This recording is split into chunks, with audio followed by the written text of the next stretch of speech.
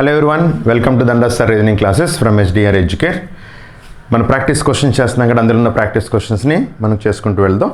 కంటిన్యూషన్లో మనం కొన్ని practice questions వేళ చేద్దాం. అవేంటొచ్చు చూడండి. వెన్ డయాగ్రామ్స్ బేస్ చేసుకుని కేస్లెట్ స్టడీ కాన్సెప్ట్ని బేస్ చేసుకుని యూజ్ చేస్తాడు ఇక్కడ. అంటే ఏమంటున్నాడు ఇక్కడ, in a engineering college there are 3 computer programming languages are taught out of 1500 students. Each one is required to study at least one of the 3 languages which are Java, Python and HTML. ఒక engineering కళాశాలలో 1500 మంది విద్యార్థులకు 3 computer program లాంగ్వేజ్లు బోధన. ప్రతి ఒక్కరూ 3 ప్రోగ్రాముల్లో ఏదో ఒకటి, కనీసం ఒకటైనా సరే ఒకదాన్నైనా అధ్యయనం చేయాలి. అంటే ఇండైరెక్ట్గా మనం ఇక్కడ ఏం చెప్పొచ్చు అంటే, కన్ఫామ్గా మనం ఏంటంటే ఒక లాంగ్వేజ్ ఎప్పుడైతే మనం చెప్తుందో ఎవరు ఏది చదవని లాంగ్వేజ్ అనేది ఉండదు కన్ఫామ్గా. అంటే మూడాట్లో అందరూ చదివేవాళ్ళలోనే ఉంటారు. అంటే అది 1 అవ్వచ్చు, 2 అవ్వచ్చు, లేదా 3 అవ్వచ్చు. అంటే ఏమీ చదవని వాళ్ళు మనకి ఇందులో ఒక్కళ్ళు కూడా లేరనే విషయం తెలుస్తుంది. అది గుర్తుపెట్టు. ఓకే, ఇప్పుడు దీని కంటిన్యూషన్లో మనం తీసుకుంటే డయాగ్రామ్ రూపంలో మనం చేయాలి కాబట్టి 450 స్టూడెంట్స్ ఓన్లీ HTML. ఓన్లీ ఇక్కడ పదాలు చాలా ఇంపార్టెంట్ మనకి. ఓన్లీ HTML మాత్రమే చదువుతున్నారు. అలాగే 300 స్టూడెంట్స్ ఓన్లీ జావా చదువుతున్నారు. 200 students both HTML and Java కలిపి ఎవరో 200 చదువుతున్నారు. అలాగే 450 స్టూడెంట్స్ ఏంటంటే పైథాన్ చదువుతున్నారు, ఓన్లీ పైథాన్ చదువుతున్నారు. 600 స్టూడెంట్స్ మొత్తం పైథాన్ చదువుతున్నారు. Okay, 50 students all the 3 programs, మొత్తం 3 ప్రోగ్రామ్స్ చదువుతున్నాడు. ఎప్పుడు కూడా మనం రాసుకున్నప్పుడు కూడా ఏంటంటే కనుక ఎప్పుడు 3 ప్రోగ్రామ్ అంటే కామన్గా ఉన్నది ముందు రాసుకుంటే చాలా మంచిది యాక్చువల్గా. అదే ఇక్కడ మనం చేద్దాం. ఒకసారి డయాగ్రామ్ మనం రిప్రజెంట్ చేసుకుందాం. చూడండి, డయాగ్రామ్ ఐడెంటిఫై చేసుకుందాం.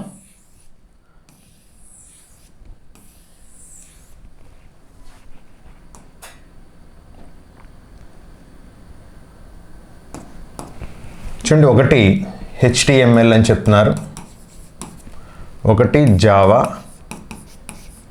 ఒకటి పైథాన్. ఓకే, ఇప్పుడు చూడండి, 450 students study only HTML. 450 only HTML. Only అంటే ఇది HTML, ఇదంతా HTML యాక్చువల్గా. కానీ వాడు ఏమన్నాడు, ఓన్లీ HTML అంటే ఇది మాత్రమే. ఈ పార్ట్ ఎంత 450. నెక్స్ట్ అలాగే 300 స్టూడెంట్స్ ఓన్లీ జావా అడుగుతున్నాడు. ఓన్లీ జావా మనం తీసుకుంటే కనుక ఇది ఓన్లీ జావా, ఇది 300. నెక్స్ట్ తర్వాత 200 స్టూడెంట్స్ స్టడీ బోత్ HTML. ఇది ఒకసారి రాద్దాం, ముందు కామన్గా ఉన్నది రాద్దాం. 50 students all the 3 programs, 3 programs 60 students అండి. అంటే ఈ పార్ట్ 50 స్టూడెంట్స్, ఈ పార్ట్ ముగ్గురు కలిపి చదువుతుంది 350 అని చెప్పాడు. అలాగే ఇంకొక మాట ఇక్కడ ఏం చెప్తున్నాడు, 200 students study HTML and Java.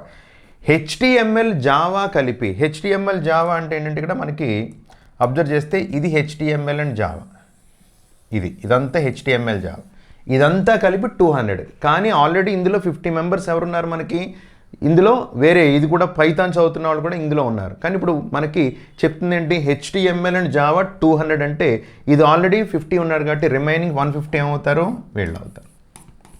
అవునా, ఈ 150 ఎవరు అవుతారంటే కనుక HTML అండ్ జావా ఓన్లీ చదివిన వాళ్ళు. ఓకే, వాడు ఇచ్చింది మొత్తం 200 కలిపి ఇచ్చాడు, మనం ఏంటంటే విడగొట్టుకున్నాం మనం. ఓకే, తర్వాత ఇంకేమన్నాడు చూద్దాం. తర్వాత 600 స్టూడెంట్స్ పైథాన్. 600 ఏంటంటే పైథాన్ చదువుతున్న వాళ్ళు 600. తర్వాత 450 ఓన్లీ పైథాన్. 450 ఏంటి, ఓన్లీ పైథాన్. ఇప్పుడు మన దగ్గర ఇన్ఫర్మేషన్ అంతా రాసామని, ఇంకా మన దగ్గర ఇన్ఫర్మేషన్ ఏం లేదు. ఇక్కడ మనం ఏంటంటే ఇది 2 మిగిలిపోయినాయి. అంటే ఫర్ ఎగ్జాంపుల్ దీన్ని సమ్ X అనుకున్నాం, దీన్ని Y అనుకున్నాం. ఇప్పుడు మొత్తం ఏదో ఒకటి చదివిన వాళ్ళు, అంటే ఏమీ చదివిన వాళ్ళు లేరు కాబట్టి ఏదో ఒకటి చదివిన వాళ్ళు ఉన్నారు కాబట్టి మొత్తం ఎంతమంది ఉన్నారో ఒకసారి చూస్తే కనుక 450 + 50 అండ్ 150 అంటే 600. 600 + 300 అంటే కనుక 900, 950, 1000, 1400 ఉన్నారు.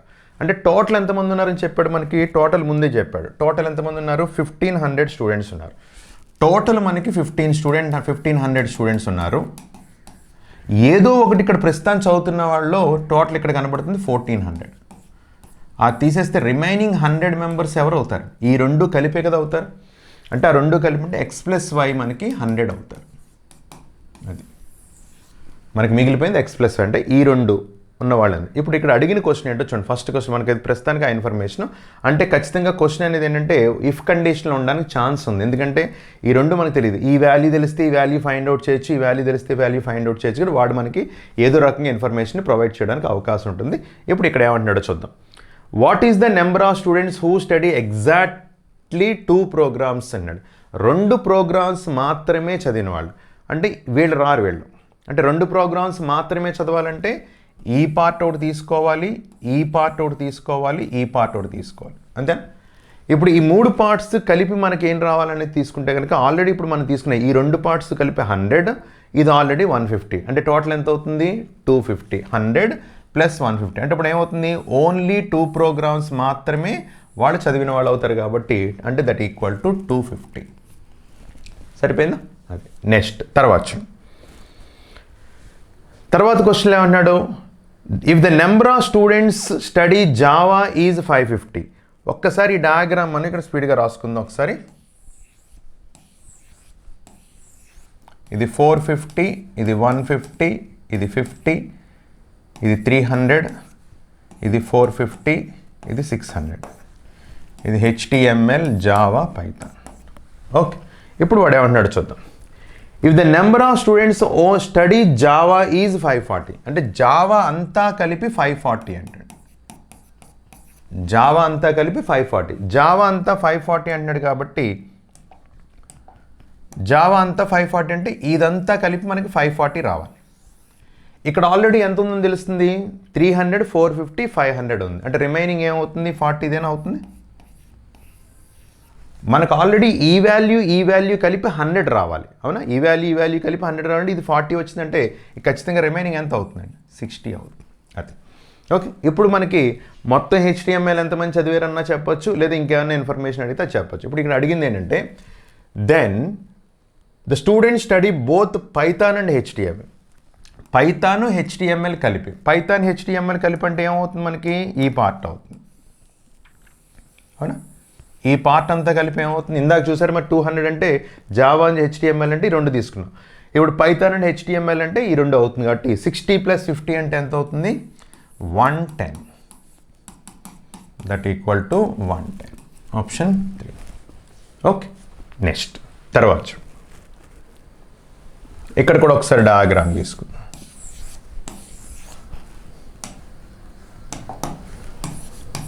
$450, $150, $50, 300, ఇది $450, ఇది $600. HTML, Java, Python. ఇప్పుడు ఏమంటున్నాడు, if the number of students study HTML is 700. HTML 700 రావాలండి. HTML 700 రావాలి అంటే ఇదంతా కలిపి 700. ఇదే కదా HTML అంటే, ఇదంతా 700. ఇప్పుడు చూడండి, ఇది ఆల్రెడీ 450, 650, 650, 600 + 50 650 ఉంది. అంటే ఇదంతా 700 రావాలంటే ఖచ్చితంగా ఈ వాల్యూ ఏమవుతుంది, ఈ వాల్యూ మనకి ఏమవుతుంది, 50 అవుతుంది. ఇది 50 ఏంటంటే ఇది కూడా ఏమవుతుంది, 50 అవుతుంది. ఎందుకంటే ఈ రెండు కలిపి 100 అని తెలుసు మనకి, x+y 100 కాబట్టి ఇప్పుడు x వాల్యూ దీని ప్రకారం ఏ క్వశ్చన్కి ఆ క్వశ్చన్ ఇక్కడ దీని ప్రకారం ఇది 50 ఏంటంటే రిమైనింగ్ ఏమవుతుంది, 50 అవుతుంది. ఇప్పుడు ఇక్కడ ఎంతమంది ఉన్నారు, ఇక్కడ 150, 200, 500, 500 + 50 అంటే 550 అవుతుంది. అడిగిన క్వశ్చన్ అలా అయితే జావా అధ్యయనం చేస్తున్న సంఖ్య ఎంత, ఎలా అయితే జావా చదువుతున్న వాళ్ళు ఎంతమంది అంటున్నారు, ఎంతమంది ఉన్నారు, 550 మెంబర్స్ అన్నమాట. అది ఓకే. ఇది వెన్ డయాగ్రామ్స్లో మనకి కేస్లెట్ స్టడీ అని చెప్తాం మనం, అంటే ఇన్ఫర్మేషన్ ఇచ్చి దాని ప్రకారం మనమే డయాగ్రామ్ తయారు చేసుకుని మనం చెప్పడం అనమాట. ఓకే, ఇది బేసిక్గా వాడు ఇచ్చిన ఇన్ఫర్మేషన్ ప్రకారం చేసింది, దానికి సంబంధించిన questions.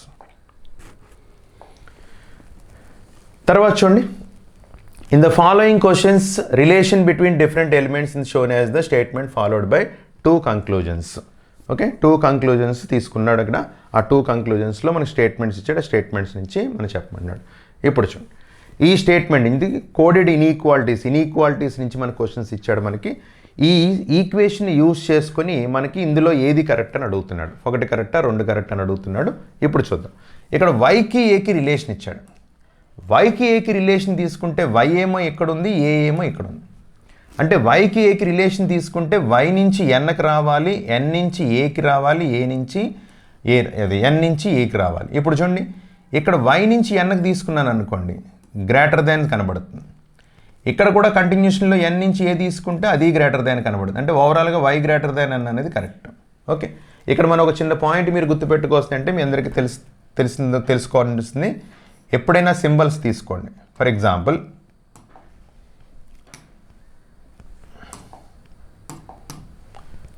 Greater than or equal to ఉంటే మనకు వచ్చేది ఎప్పుడు గ్రేటర్ దాన్. అవునా? అలాగే గ్రేటర్ దాన్ ఆర్ ఈక్వల్ టుతో ఈక్వల్ టు కాంబినేషన్ ఇస్తే greater than or equal to. Less than or equal to ఉంటే less than or equal to ఉంటే కనుక less than or equal to. అది ఈ కాంబినేషన్ మనం డైరెక్ట్గా చెప్పచ్చు. అందుకని డైరెక్ట్ అంటే మొత్తం అంతా రాయాల్సి, ఇది రాసుకుంటే మళ్ళీ రాయాలి. Y greater than or equal to P greater than N, N నుంచి కంటిన్యూ చేస్తే greater than M greater than or equal to A. ఇప్పుడు వైకి ఏకి రిలేషన్ అంటే ఈ మొత్తం సింబల్ కాంబినేషన్లో గ్రేటర్ దాన్ ఎప్పుడైతే ఉందో కన్ఫర్మ్గా వై గ్రేటర్ దాన్ ఏ అవుతుంది అని చెప్పేసాను. అది ఇక్కడ మనం తీసుకుంటే వై నుంచి ఎన్కి తీసుకుంటే గ్రేటర్ దాన్ వస్తుంది. ఎన్ నుంచి మళ్ళీ ఏకి తీసుకుంటే ఆల్రెడీ గ్రేటర్ దాన్ ఉంది కాబట్టి మళ్ళీ గ్రేటర్ దాన్ వస్తుంది కాబట్టి వై గ్రేటర్ దాన్ ఏ అనేది కన్ఫర్మ్గా చెప్పచ్చు. తర్వాత చూడండి, కేకి ఎన్కి రిలేషన్ అడిగాడు. కేకి ఎన్కి రిలేషన్ అడిగితే కనుక కే ఇక్కడ ఉంది, ఎన్ ఇక్కడ ఉంది. ఏతో రిలేషన్ కనబడుతుంది కదా.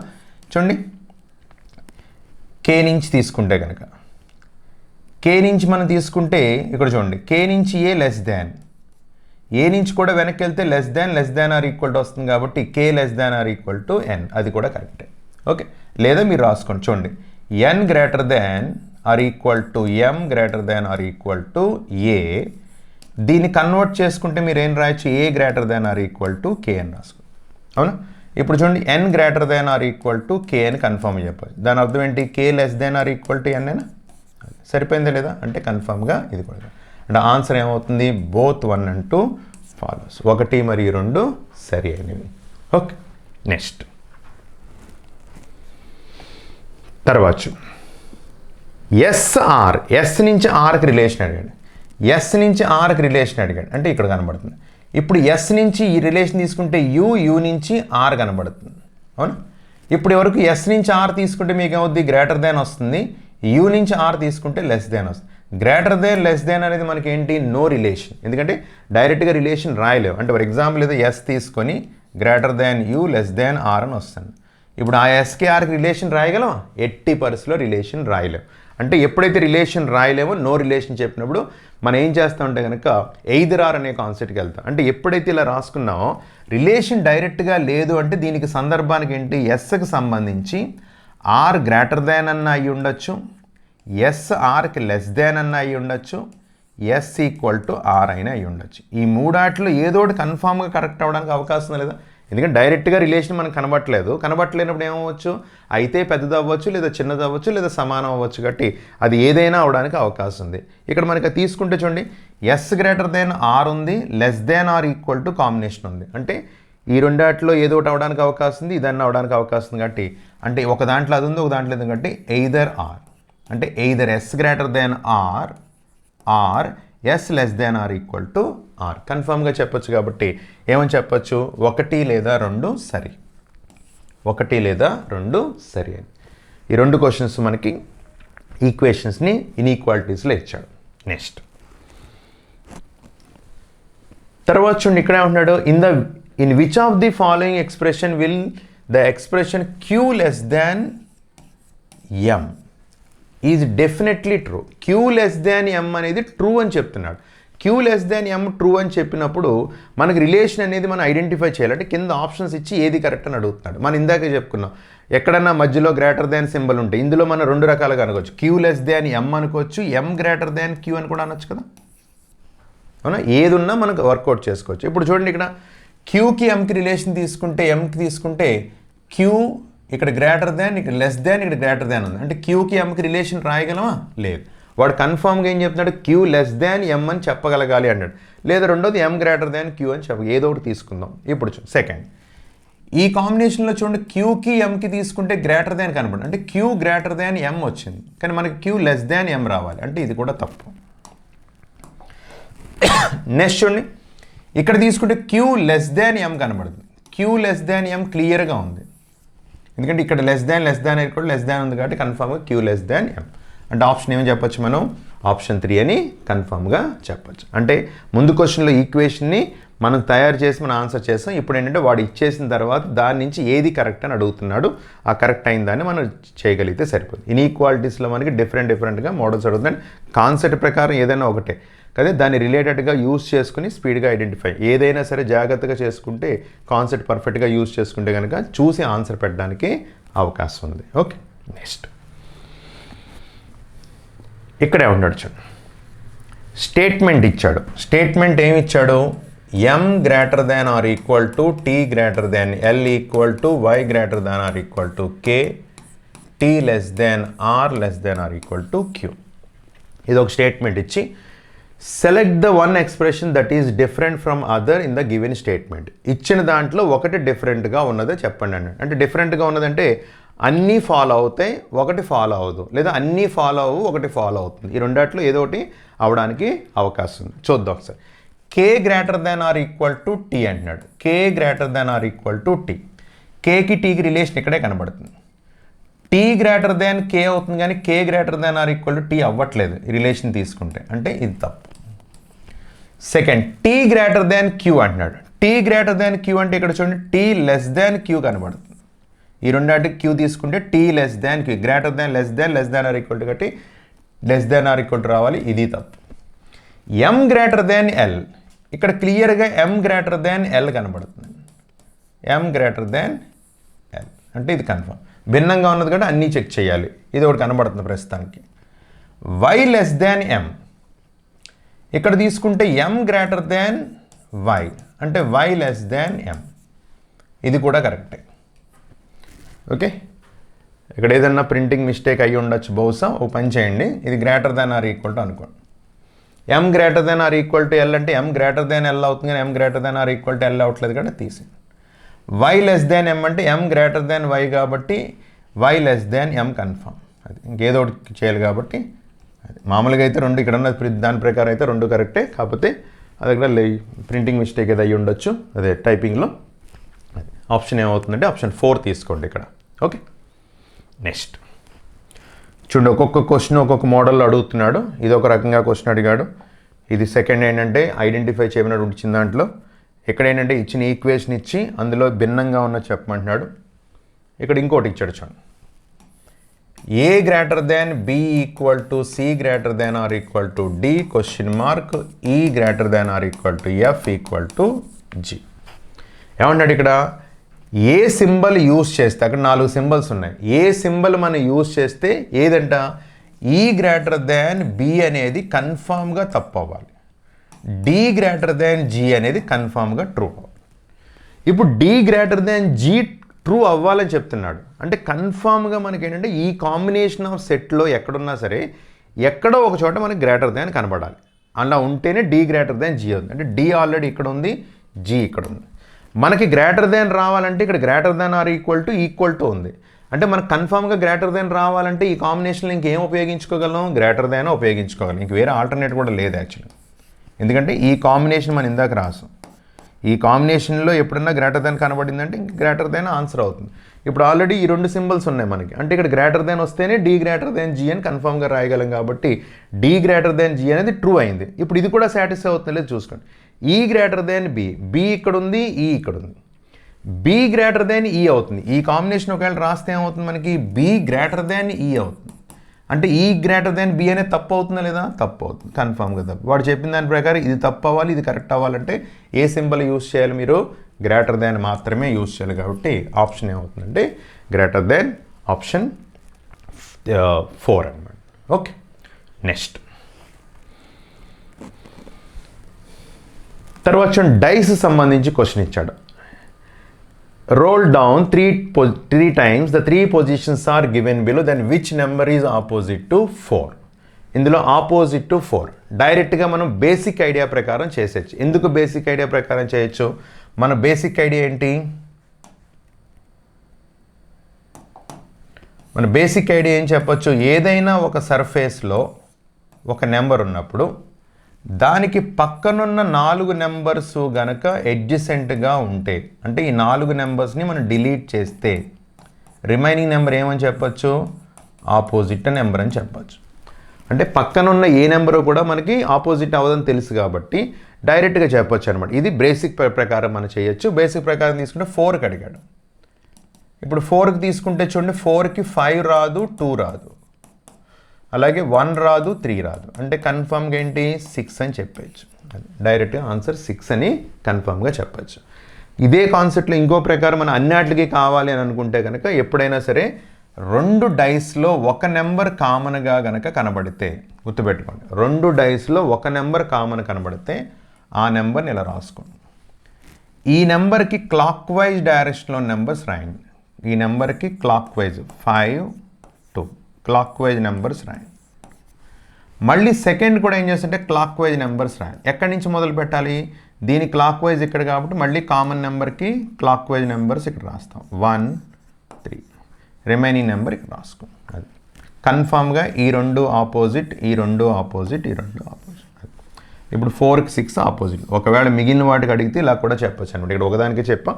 అంటే ఎగ్జామినేషన్లో ఏ ఐడియా ఉంటే ఐడియా ప్రకారం మనం చేసుకోవచ్చు. కాకపోతే ఏంటంటే మళ్ళీ ఇవన్నీ రాయాల్సిన అవసరం ఉండదు దీనికి, ఈ క్వశ్చన్కి ఇస్తే కనుక. కొన్ని సందర్భాలు ఇలాంటి అవకాశం లేనప్పుడు, అంటే అన్నీ ఎలిమినేట్ అయిపోతున్నాయి కాబట్టి గొడవ లేదు. ఇలా ఎలిమినేట్ అవ్వలేని పద్ధతి ఏదైనా వస్తే కనుక అప్పుడు మనం ఏంటంటే కనుక ఈ పద్ధతిని ఉపయోగించుకుంటాం. అందుకని ఇలా చూసిన వెంటనే చెప్పారు. 4కి ఏంటంటే 1, 3, 2, 5 రాదు కాబట్టి 6 అని ఆన్సర్ చెప్పచ్చు. ఇంకా మళ్ళీ ఇవన్నీ రాసుకుని ఇవన్నీ చేయాల్సిన అవసరం లేదు. ఒకవేళ అలాంటి అవకాశం లేనప్పుడు మాత్రం ఏంటంటే కనుక ఇది కూడా యూజ్ చేసుకోవడానికి అవకాశం ఉంది. ఇదైతే మొత్తం అన్ని నెంబర్స్కి మీరు ఆపోజిట్ చెప్పడానికి అవకాశం ఉంది. ఓకే, నెక్స్ట్ చూడండి, ఈ పాచిక ఇచ్చాడు. ఈ పాచిక తలములు కలవు. ఈ పాచికలో 2 సార్లు దొర్లించిన ఈ క్రింది విధం పడిన అయిన ఈ పాచికల నుండి తయారు చేయగల పాచిక. ఓకే, ఇదే పాచికని యూజ్ చేసి తయారు చేయగల పాచిక అంటున్నాడు. తయారు చేయగల పాచిక అనగానే మనకు గుర్తు రావాల్సింది ముందు ఆపోజిట్ ఫైండ్ అవుట్ చేసుకోవాలి. అంటే ఫర్ ఎగ్జాంపుల్ ఒకసారి చూడండి, ఇదే క్వశ్చన్ చూద్దాం. ఇప్పుడు దీని నుంచి తయారయ్యే పాచిక ఏంటని మనల్ని అడిగాడు అనుకోండి. వీటి నుంచి తయారయ్యే పాచిక ఏంటంటే 3, 2, 5 అన్నాడు అనుకోండి. ఈ పాచిక తయారవుతుందా లేదని ఎలా చెప్పొచ్చు అంటే ముందు ఎప్పుడు ఆపోజిట్ ఫైండ్ అవుట్ చేసుకోవాలి. ఇప్పుడు నేను ఇక్కడ ఆపోజిట్ ఫైండ్ అవుట్ చేశాను. ఆపోజిట్ ఫైండ్ అవుట్ చేస్తే 2కి ఆపోజిట్ 3 రావాలి. కానీ ఇక్కడ 2కి ఆపోజిట్ పక్కనే 2, 3 పక్కనే ఆపోజిట్ అయిందా లేదు. అంటే ఈ పాచిక నుంచి తయారయ్యే పాచిక అవుతుందా, అవ్వట్లేదు. అంటే మనం ఏం చెప్పొచ్చు కన్ఫర్మ్గా, ఎప్పుడైతే 2 నెంబర్స్ ఆపోజిట్ నెంబర్స్ మన ఎదురుగా కనబడుతున్నాయో అది దానికి సంబంధించింది కాదు అని చెప్పొచ్చు. అంటే opposite faces never appear together. Opposite faces అనేది ఎప్పుడు మన ఎదురుగా కనబడడం అనేది ఉండకూడదు. దానికి రీజన్ అంటే కనబడుతున్నాయంటే ఆ 2 ఆపోజిట్ అవ్వు. ఇదొక పాయింట్, దీని ప్రకారం చెప్పచ్చు. ఓకే, రెండో చూడండి. ఫర్ ఎగ్జాంపుల్ నేను ఇలా ఇచ్చాను అనుకోండి.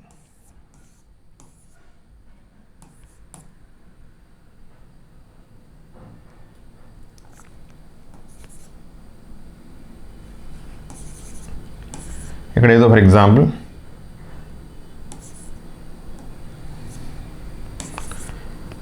ఏదో సమ్ నెంబర్ ఉందనుకుందాం అక్కడ. ఇప్పుడు చూడండి, ఇక్కడ ఇది ఎలా చెప్పడం అంటే ఇలా చెప్పుకుందాం. చూడండి, ఏదో ఒక డైస్ ఉన్నాయి. ఫర్ ఎగ్జాంపుల్ 3 and 4 ఆపోజిట్ అనుకుందాం. దీంతో సంబంధం లేదు, సెపరేట్గా అనుకుందాం. 3 and 4 ఆపోజిట్ అన్నట్టు మీకు క్వశ్చన్ ఇలా ఇచ్చాడు. ఇది దీనికి సంబంధించింది కాదా అని చెప్పి ఇచ్చాడు. 3 and 4 ఏమో మనకు ఆపోజిట్ అవ్వాలి యాక్చువల్గా. కానీ వాడు ఏంటంటే ఈ 3 and 4కి ఆపోజిట్ అవ్వాల్సింది ఈ డైకి సంబంధించింది కాదా అని క్వశ్చన్ అడిగాడు. అంటే ఇప్పుడు ఇది కూడా మనం దీనికి సంబంధించింది కాదా అని ఎలా చెప్పొచ్చు అంటే కనుక, ఇప్పుడు మనకి 3 and 4 ఇక్కడ కనబడట్లేదు. ఇందాక చెప్పిన మాట ఏంటి, ఆపోజిట్ నెంబర్స్ మన ఎదురుగా కనబడకుండా ఉండకూడదని చెప్పుకున్నాం, అవునా. రెండో సందర్భం చూడండి, ఇక్కడ ఆపోజిట్ నెంబర్స్ మనకు కనబడట్లేదు ఇక్కడ యాక్చువల్లీ. ఎందుకంటే 3 and 4 ఆపోజిట్ అని చెప్పాడు ఇక్కడ. ఈ 2 ఆపోజిట్ అంటే, కానీ మనకు కనబడట్లేదు. అంటే ఎప్పుడైతే మనకు కనబడట్లేదో ఇండైరెక్ట్ మీనింగ్ ఏంటి, 3 and 4 ఈ వెనకాల ఎక్కడ ఉండాలి, అవునా. ఈ వెనకాల ఎక్కడ ఉన్నా సరే ఎలా ఉన్నట్టు అయిందండి, పక్కన ఉన్నట్టు అవుతుంది, అవునా. వెనకాల అక్కడ ఉన్నా సరే పక్కన ఉన్నట్టు అవుతుంది. కాబట్టి అంటే ఇక్కడ ఏమవుతుంది, ఆపోజిట్ ఫేసెస్ ఎప్పుడైనా సరే మనకి కనబడకుండా ఉన్నాయనుకోండి, మనకు కనబడకుండా ఎప్పుడైతే ఉన్నాయో అప్పుడు కూడా దానికి సంబంధించిన డై అవుతుందా, అవ్వదు. అందుకని 2 పాయింట్స్ మీరు గుర్తుపెట్టుకోవాలి. Opposite faces never appear together. Opposite faces never hidden together. Opposite faces అనేవి ఎప్పుడూ మన ఎదురుగుండా కనబడుతూ ఉండకూడదు, అలాగే కనబడకుండా కూడా ఉండకూడదు. ఇలా ఈ 2 పాయింట్స్ని మనం యూజ్ చేసి దాంతో తయారవుతుంది. దేనికైనా ముందు ఆపోజిట్ ఫైండ్ అవుట్ చేసి 2 చెక్ చేసుకోవాలి. ఇప్పుడు ఇక్కడ చూడండి, ఇప్పుడు ఈ క్వశ్చన్లో దీనికి సంబంధించింది ఏంటన్నాడు. ఇక్కడ దీనికి సంబంధించిందంటే ఇక్కడ మనం ఒక విషయం చెప్పొచ్చు. ఎప్పుడైనా same pair of numbers P and Q చూడండి, same pair of numbers 2 different numbers గనక పక్క పక్కనే ఉంటే లేదా 2 ఎలిమెంట్స్ కామన్గా ఉంటే remaining 2 are opposite to each other.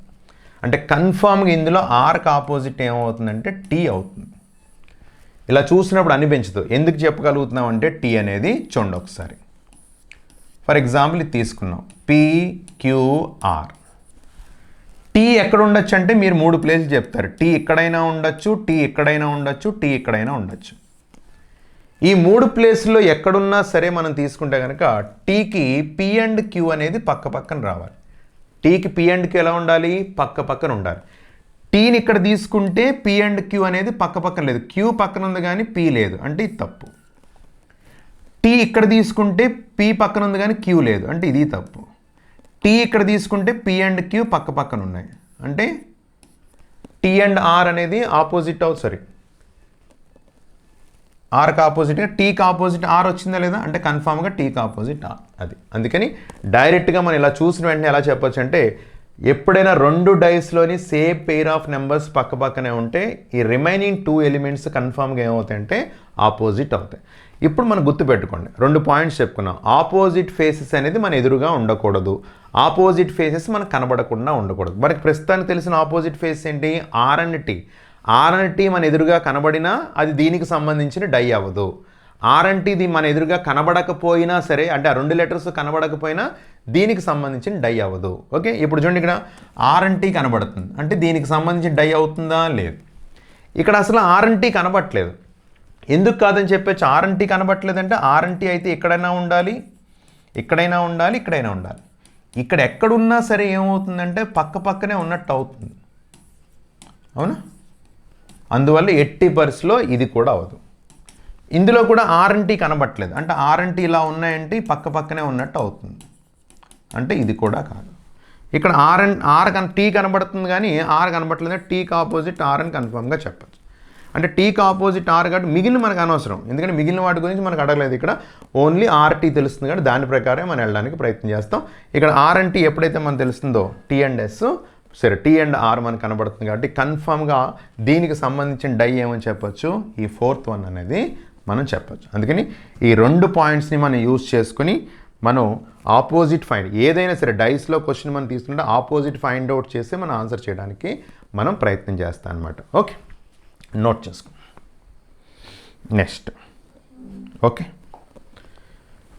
ఇవి ఈ సెక్షన్లో మనకి 10 క్వశ్చన్స్ని కంప్లీట్ చేసుకున్నాం. తర్వాత సెక్షన్లో మళ్ళీ మిగిలిన క్వశ్చన్స్ని మనం కంప్లీట్ చేసుకుంటూ వెళ్దాం. Thank you very much. అలాగే మీ వాల్యుబుల్ సజెషన్స్ కానీ మీ వాల్యుబుల్ ఏదైనా కామెంట్స్ కానీ ఉంటే కనుక కామెంట్ బాక్స్లో చెప్పండి. అలాగే అందరికీ సబ్స్క్రైబ్ చేయండి, షేర్ చేయండి, ఇంకా మ్యాక్సిమం నెంబర్ ఆఫ్ క్వశ్చన్స్ మనం చేయడానికి. అలాగే ఇంకొక విషయం ఏంటంటే స్టాండర్డ్ని అలా పెంచుకుంటూ వెళ్దాం. ఒకేసారి పెద్ద క్వశ్చన్స్, ఒకేసారి చిన్న క్వశ్చన్స్ కాకుండా అలా నెమ్మదిగా స్టాండర్డ్ని పెంచుకుంటుంటే మీరు కూడా అలవాటు అవుతుంటారు, రెగ్యులర్గా ప్రాక్టీస్ చేస్తూ ఉంటారు. కాబట్టి ఇవి చేస్తూ తర్వాత అదే చెప్తాను కదా, టాపిక్ వైజ్ మనం చేద్దాం. అలాగే రెండోది ఏంటంటే కనుక టైమర్ కూడా అలవాటు చేసుకుని మనం చేసుకుంటే కనుక దాన్ని కూడా యూజ్ చేయడానికి ప్రయత్నం చేద్దాం. Okay, all thank you very much.